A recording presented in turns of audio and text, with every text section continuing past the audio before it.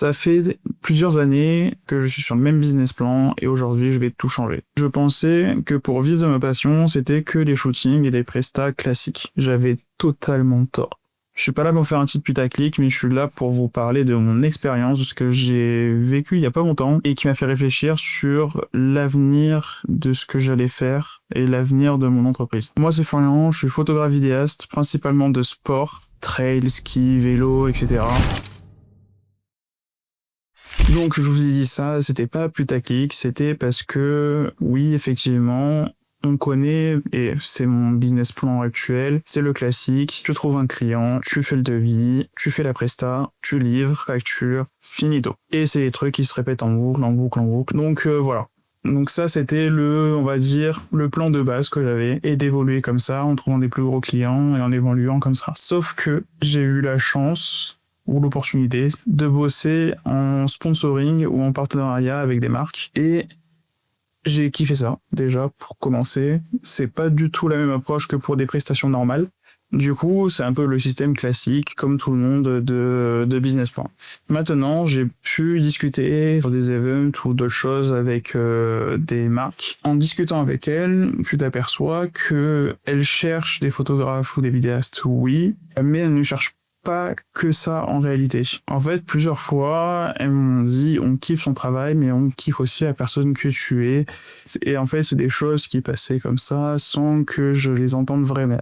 Sauf que ça fait quelques temps que j'ai remarqué des petits trucs comme ça qui sont arrivés par-ci par-là. Parce qu'en fait, au début, quand je contactais les marques pour des collabs, c'était pareil que des prestations normales. C'est qu'en fait, on regardait ce qu'il fallait faire, on planifiait, on shootait, on livrait, point, et ça passait à autre chose. Donc ça restait quand même un échange de services classique. Mais petit à petit, il y a certaines conversations qui ont pris des tournures un peu différentes. On me posait beaucoup moins de questions sur tout ce qui était livrable et logistique, mais on commençait à s'intéresser à moi, on me posait des questions de pourquoi je fais ça, comment je le fais, sur ma façon d'être, pourquoi je fais tel sport. On commençait vraiment à s'intéresser à moi. Du coup, tout ça, ça m'a fait poser une question de est-ce qu'il n'y a pas une mutation sur ce que je suis en train de faire qui est en train d'opérer. Parce qu'il y a quelques mois, j'ai pu faire un shooting avec une marque en sponsoring. Et à un moment, dans l'échange qu'on avait avec la personne qui gérait tout ça, elle m'a dit un truc qui m'est un peu resté en tête. C'est Flo, on s'en fiche de ta visibilité, on s'en fiche en soi, pas des photos, mais on s'en fiche de la prestation photo en elle-même. Nous, ce qu'on aime, c'est toi, ce que tu représentes, ton image. Sur le moment, j'ai trouvé ça vraiment cool.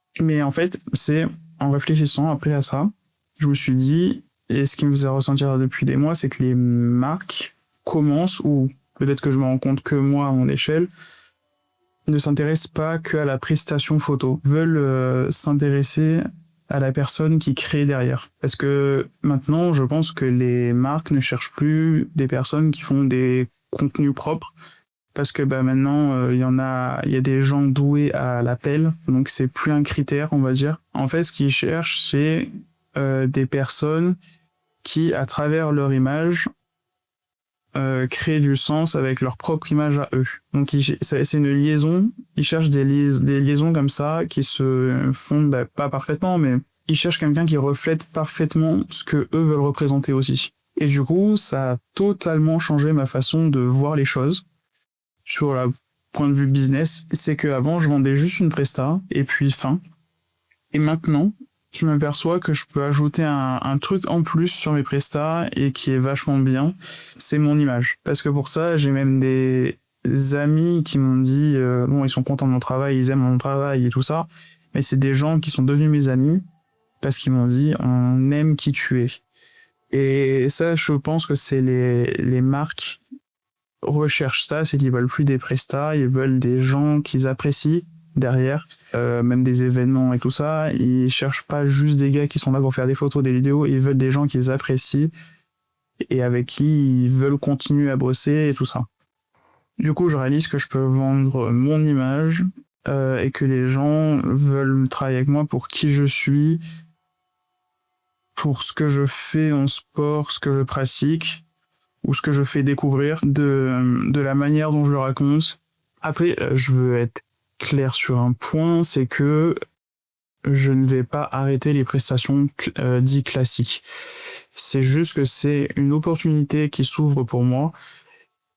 Je vais garder les prestations classiques parce que il y a des clients réguliers et ainsi de suite que je vais garder. C'est juste que c'est une autre forme on va dire, c'est une diversification qui s'ouvre pour moi. Donc je vais tenter l'opportunité. Et puis franchement, pour être honnête, ça me stimule, ça me donne beaucoup plus envie que des prestations classiques, parce qu'en général, dans mon cas, c'est des choses où en fait on va plus loin que juste une prestation, c'est des choses qui se font sur peut-être 6 mois, 1 an, voire plus. Donc en fait on crée quelque chose de vraiment plus qu'une prestation avec une marque. Donc c'est ça qui m'intéresse vraiment. Du coup, concrètement, ça veut dire quoi pour moi ?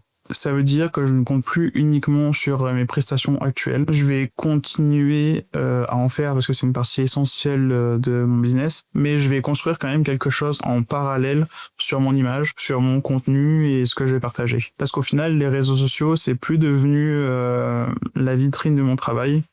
Et vous pouvez le voir, ça a totalement changé. C'est devenu pour moi un vrai levier pour trouver des partenariats et des sponsoring. Et du coup, tout ça, ça apporte mon image apporte de la valeur sur les éventuels partenariats ou sponsoring. Mais du coup, ça m'amène une question beaucoup plus large, mais très intéressante. C'est est-ce qu'on n'est pas en train de voir apparaître une mutation de notre métier de photographe ou de vidéaste d'ailleurs? Parce que ces métiers-là, tels qu'on les connaît, basés sur la prestation de services purs, c'est en train de se transformer vers quelque chose qu'on peut apparenter à vraiment créateur de contenu, où la personne à la caméra devient elle-même de la valeur ajoutée à la prestation. Je sais pas où tout ça va me mener exactement, parce que je suis au tout début de comprendre comment ce milieu fonctionne, etc.